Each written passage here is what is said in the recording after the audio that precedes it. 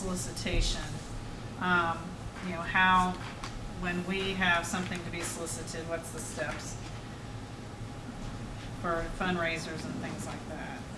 One of the things that I do need to look at that I thought about when I was talking about having things sold here is our coffee shop at the high school. That's something that I probably need to have it yearly put on here as a fundraiser, and I already talked to Mr. Sims on that one. Let's see what else. Prizes and scholarships is on the back. F, and we already do those steps already, so that was nothing. And then I kind of jumped ahead, but G, sale of school supplies. We actually do have this year because Mrs. Reeve started that Oracle store. She moved down to the elementary, and now, it's not Griffey's. Canoe. Okay, they're doing it now, so they took over that. So we do have that in our building. And we have accounts that money goes in and then funnels it. And then once again, they added on here the personal analysis and evaluations for surveys. It ended with that again. The survey thing is very prevalent throughout a lot of these Neola policies. Any questions on any of those? Next month there's something like 30 of them. So I'm deciding, I'm not joking. So I might split that into a couple board meetings. All right, so we did get a motion and a second on the new business for the new Neola policies updates on number 8 there. Is there any other questions or concerns before we vote? All right, all in favor of number 8, the Neola policies, letter A, say aye. Aye. Opposed? Motion carries. All right, moving forward with number 8, we've got several things here. We'll do them individually. 8B, Stepping Stones Group, speech pathologist, speech language pathologist for $78 per hour for 37.5 to 40 hours per week. I need a motion to discuss this. So moved. Second. Mrs. Circle, can you fill us in on this real quick? Yes. Our contract with the other organization, the speech language pathologist, the Therapy Solutions, she resigned and they pulled out that contract. So the resignation's on here. So Ms. Stansberry found another company, and so that is the new company, Stepping Stones Group. It's actually a little bit cheaper. Okay. Any questions on that? This is out of special ed Yes. funds. Yeah, that'll be out of the Reads special ed. all required. Yeah, lots of those Medicaid reimbursement. I know we've gotten, started to get caught up on that. Are we still doing good with the Medicaid reimbursement? We are, and of course, as soon as we figure it out, Bless we you. change the protocol in the game a little bit, because we were able to do transportation, and now they've kind of changed to special education transport. But she goes to those monthly meetings, so yeah.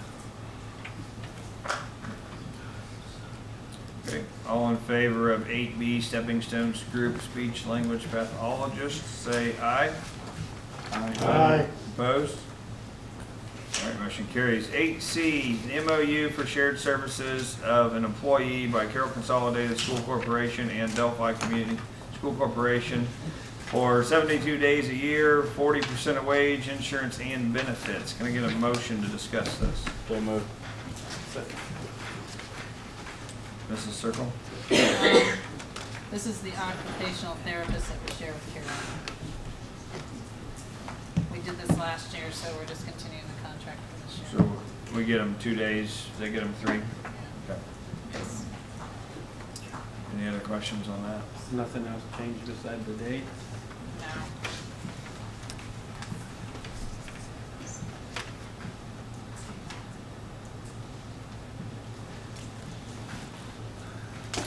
Okay, so all in favor of the MOU for the shared services of an employee by Carroll Consolidated School Corporation and Delphi Community School Corporation, say aye.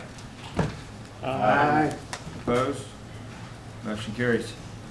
All right, 8D, I'd like to get a motion to discuss voice systems maintenance terms and conditions agreement. This is a license and renewal maintenance from November 1 of 2023 to October 31 of 2024 for a total of $14,690. So moved. Second. This is comp control. It is our finance system. Basically a standard renewal for the finances. Yes.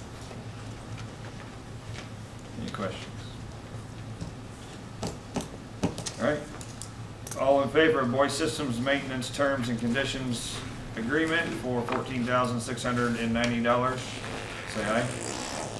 Aye. Opposed? Motion carries. 8E, we need a motion for the letter of agreement for the Indiana School for the Blind of Delphi Community Schools for the 2023-2024 school year for $160 per student per quarter and a $160 portal to portal for each student fee. So moved. Second. And this is a service that we have to provide for a student, correct? Couple students. Some yes. students. We do have student usage right now. We do. And as Susan stated in her letter, she oversees as well. Susan oversees. Any more questions on that? Okay, all in favor for the letter of agreement for the Indiana School for the Blind and Delphi Community Schools, say aye. Aye. Opposed? Motion carries. 8F, we need a motion for the use agreement between Delphi Community School Corporation and the Delphi Pentecostal Church Incorporated for $1,700 a month for the season of October 2023 through March of 2024. So moved. Nope. Second. All right, any discussion? This should be for the use of the gymnasium that we do yearly. Is everything the same as last year, price-wise? Price did not go up this time. There was only one change. They had, the church requested, I believe they said 3 flex days was what was in there. I emailed you guys that. And that's just because they have some routine maintenance stuff that they wanted to make sure that they could walk out. And they're gonna give us 2 weeks notice before they would do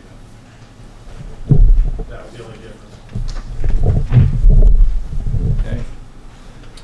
All in favor of the use agreement between Delphi Community School Corporation and the Delphi Pentecostal Church for $1,700 a month, say aye. Aye. Opposed? Motion carries.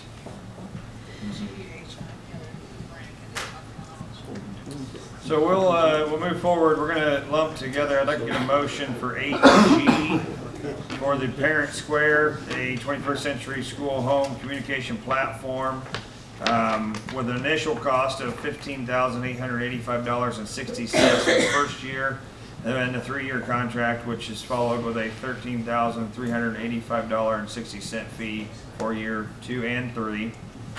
Also, 8H is for the Brain Pop renewal software. This is software lessons for the students K through 8. That's $5,135.05. And then 8I is for the Rico printer software for $11,796.13.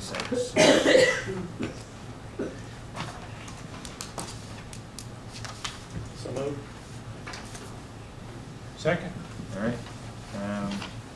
Ms. Circle, do you have any input on those? Mr. Short probably has some comments. Do you guys have any questions specifically, or do you talk about them?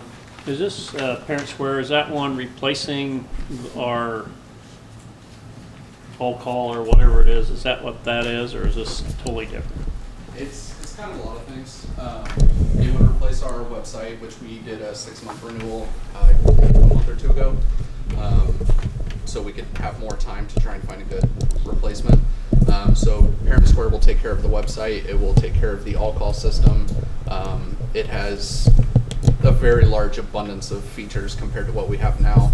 It's also a lot easier to use on top of all of that. So it is a little bit more expensive, but I think the amount of time, effort, energy we spend in keeping the current website just for it to look the way that it does, this will be a huge change. It also gives us a lot of communication between staff, teachers, students, parents.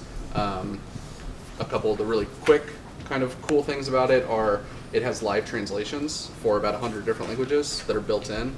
So if we have staff that can't speak Spanish and we have only Spanish speaking parents, they can have live communication with them through the chat. And it just translates it automatically, and it's not just like a Google Translate kind of low quality translation. It's using Google's neural net to do that, and basically what that means, it's the super fancy translation. It uses context and a lot of other things. So this can increase that translation and kind of let those parents who don't speak English as their primary language be a lot more engaged with their students and know what's going on without having to play telephone. Yeah. There's a lot that it does, is the short way. Are we eliminating anything with this? We would be getting rid of the school messenger, all of that we have currently. It would take over all of that. Currently the athletics, and this is one we're still discussing, we'll see whether we like it or not. They all use Remind 101 as their kind of preferred method to communicate. It's a free software that they have. Part of this gives us access to that as well, to have a paid version. What that means is it gives us oversight to all of that as well, so we can audit anything we need to audit. If there's any issues with communications between coaches and students or parents or anything like that, we have proof and we can get evidence and look into it. Where currently with Remind, we have no admin control over any of that right now, and it's just kind of he said, she said. So that's a good kind of liability for that side of things. But it gives us a lot of kind of reporting and admin control on a lot of that as well. We can see what kind of communication we're using and what's effective, what's not effective. We can also see any communications we're sending out through text, call, email. We can see who's actually seeing those and whether they actually have a valid form of communication tied to their Skyward account. It ties directly with Skyward, so there's not a whole bunch of importing and exporting we have to deal with. But yeah, it's called a contactability report, so it basically tells us which parents or students do we actually have access to contact with the information we have. Is their phone number correct? Is their email correct? Or are we getting bounce backs because they don't exist? So Does that go back to the teacher or the coach, or who's getting that information? that would go on the admin side. Okay. The reports would be for the admin, so that's something we can look into and tell where we may be missing kind of those communication barriers and help fix those. And we can relay that to the teachers or coaches if necessary, but Brandon, is the year 2 and 3, is that 13,385 total or 13,000 each year? it would be each year. It's 15 the first year, is 15.8. and they gave us a discount for the 2 following years. But that's, So the the way, price, the way the agenda reads is 13,385.60 for years 2 and 3. It doesn't say each year $13,000. Okay. That's why I was clarifying. and to also clarify another thing, it's not necessarily a discount for 2 and 3. We have an onboarding price because we're starting with the new software, so there's some extra fees involved.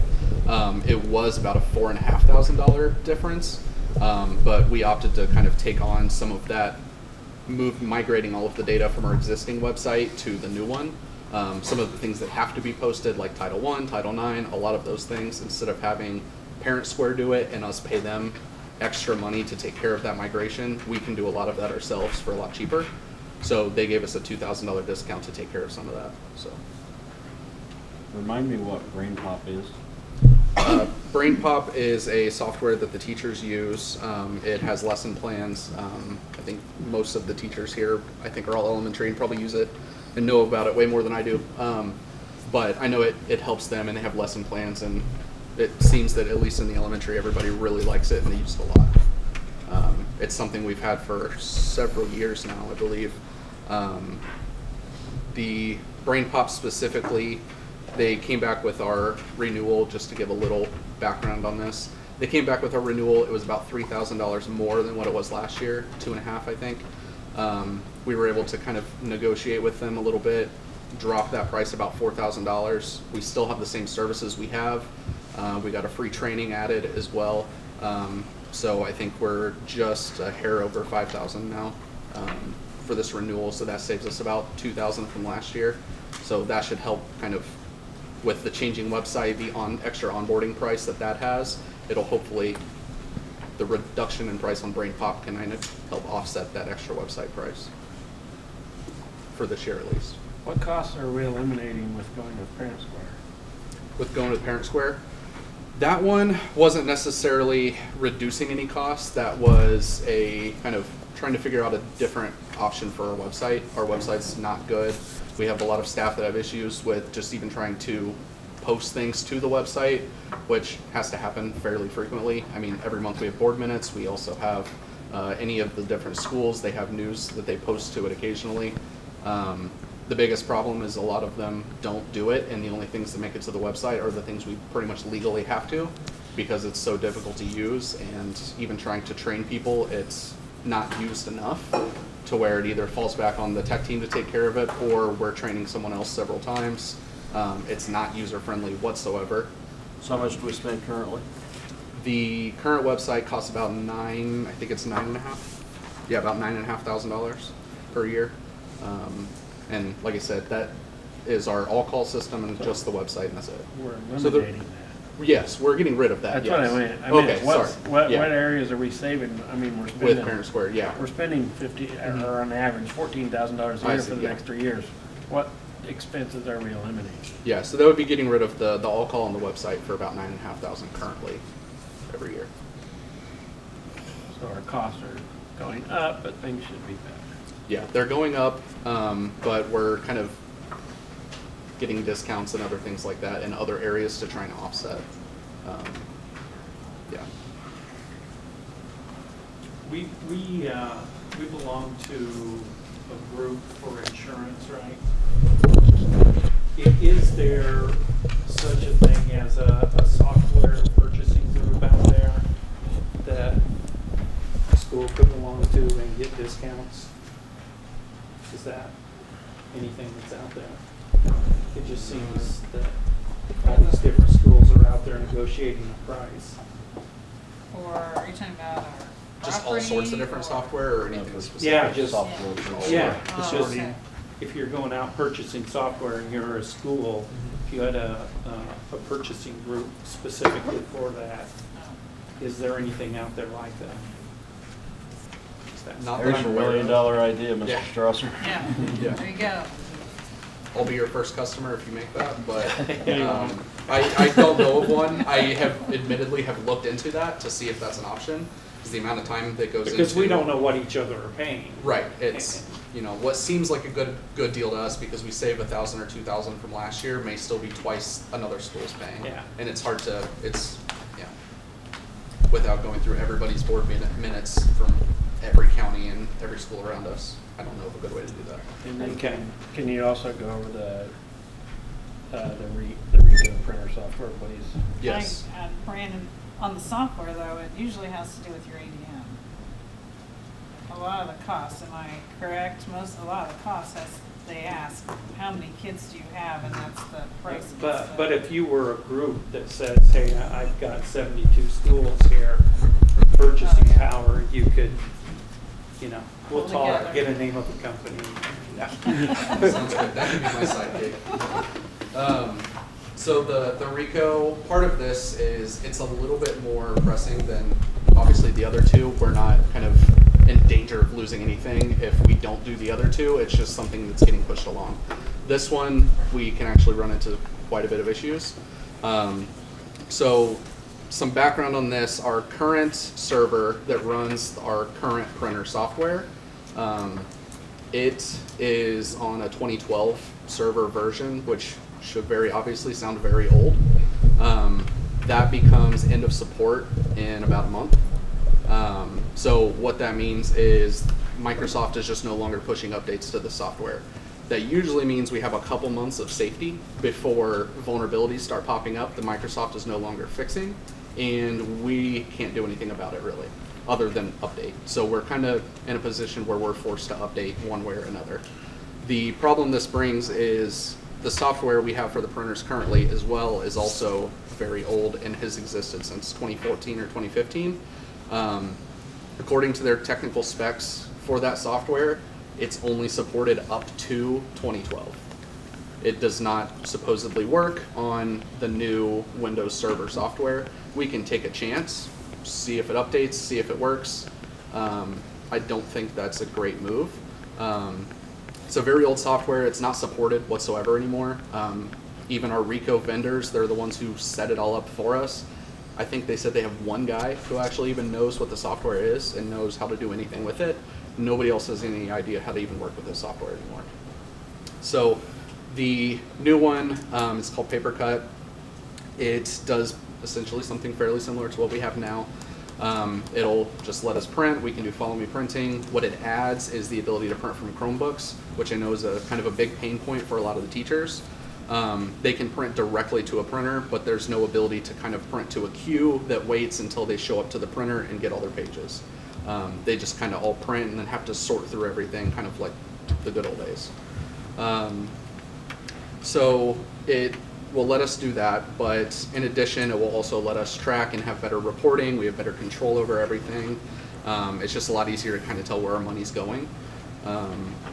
There's a second part to this as well. It mentions the readers. Currently we have readers that take a special fob. It's a little circle. We give them out to pretty much every teacher when they start. They stick them to their IDs. They're $5 a piece on top of the IDs that are also already $5 a piece. So if they lose their fob, we hand them out whenever they need them. Nobody really says no. There's no kind of accountability, and there really shouldn't be. They need them to print. It's a big time saver. Instead of typing in their username, their full email and their password every time they want to print something, that would take forever, and there'd be a line of printers all day. So the one I'm proposing we move to will let us use our current IDs that we have already that get us into the key scan through the doors. We can use the same ones at the printers as well, so then we don't have to provide two different forms of a key fob to try and be able to get into the building and be able to print. The only people who have these IDs that let them into the building are coaches and teachers and other staff. The students don't have special IDs like this, so they won't be able to use them. And really, the only people who have them are the people we want to be able to print and use the printers. And this also lets us track everybody individually. Like I mentioned, we can set up kind of different ranges for different people. I did the math. The cost savings on this would be essentially the time that it would take us to use 524 of these key fobs. We've then broken even on just using the IDs instead of the key fobs. So there is an upfront kind of negative to this, but the software and the kind of maintenance and updates that comes with it is us planning on using it for at least 5 years, at which point we can increase our maintenance agreement that gives us more updates. But in at least 5 years, I can't imagine us not going through 500 of those fobs. So just for simplicity and financially, I think it makes sense. So. Is the, excuse me, is it $2,600.40? Is that a yearly fee? The software licenses for another devices?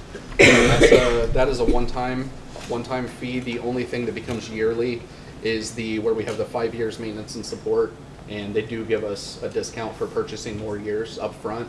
And the difference between 1 year and 5 years was, I want to say it was like $500 or something. But we're paying, in this proposal, we're paying for 5 years. Correct, yes. So this Yeah, cost will be good for 5 years. yes, yeah. This is all we'll have to pay for the software for 5 years. And then that just gets us updates, and in 5 years we can pay for more maintenance and support. So we can get updates and continue to use it, or we just kind of do what we did last time and not get more updates and just deal with the software we have.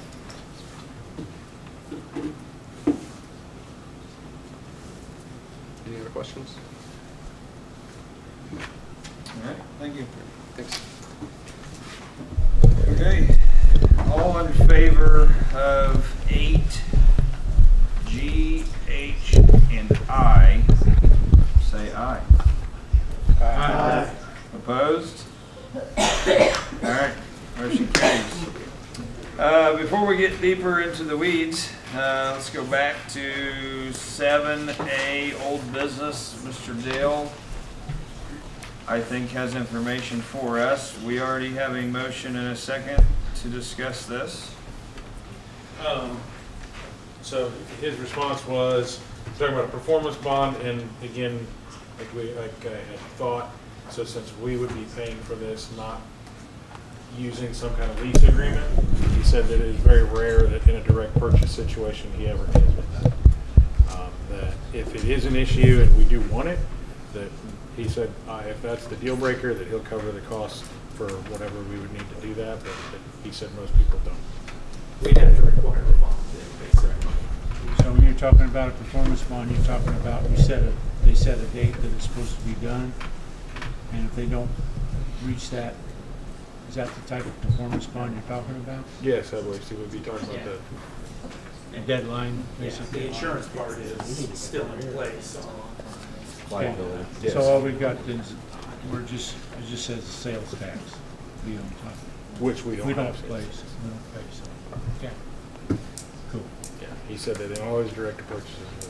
all right. So the internet is right. Thanks, Chip. So, are there any additional questions on the football and track lights for lighting and installation? Okay. We'll take this to a vote then. All in favor of 7A, football and track lights with installation for a total of $206,525, say aye. Aye. Opposed? Aye. Motion carries. Thank you, guys. All right, to the weeds. All right, 8J, resolution for the 2023 bond. Can I get a motion to discuss this?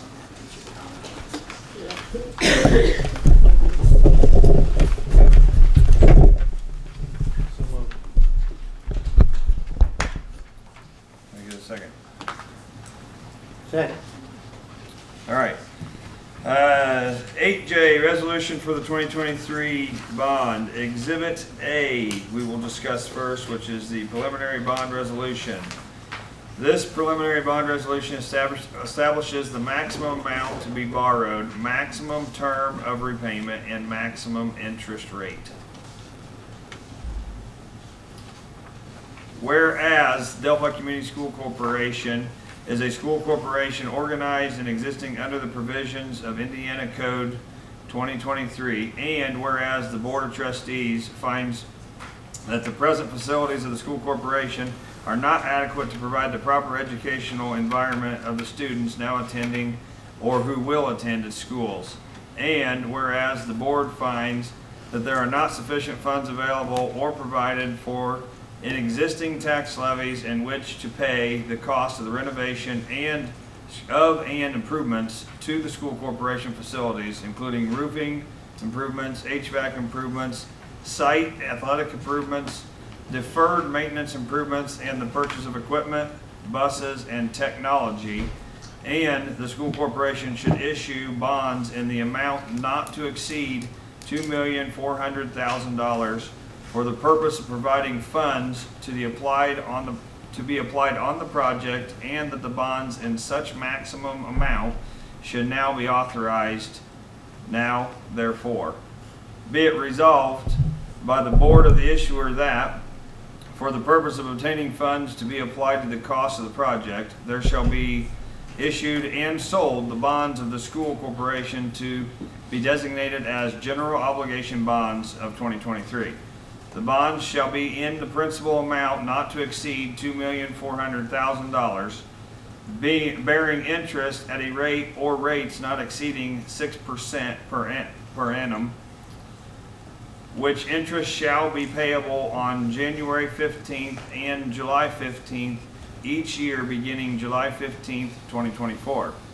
The bond shall be fully registered in the denomination of $5,000 or integral multiples thereof, and shall mature serially or be subject to mandatory redemption on January 15th and July 15th, beginning July 15th, 2024, though no later than January 15th, 2030. The bonds may be redeemable on the dates and in the amounts as determined by the issuer. Be it further resolved by the board of the issuer that the matter of the appropriating the proceeds of the bonds authorized at this meeting be taken up for consideration as soon as notice of the hearing on the appropriation can be given as provided by law, and that the secretary of the board be, and he hereby is directed to give notice of the public hearing to be held prior to the final action on such appropriation, which notice shall be published in the Carroll County Comment at least 10 days prior to the date set for such public hearing. Be it further resolved that the secretary of the board be and hereby is directed to give notice of the determination to issue the bonds, which notice shall be published twice, 1 week apart, in the Carroll County Comment also, that the notice of determination shall be posted in 3 public places in the school corporation.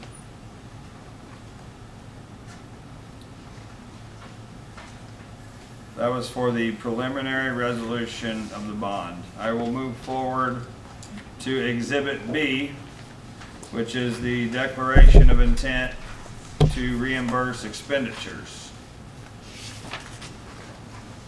If the school corporation pays any preliminary costs related to the project in advance of receiving the bond's proceeds, it may want to reserve its ability to be reimbursed from the bond proceeds after the closing.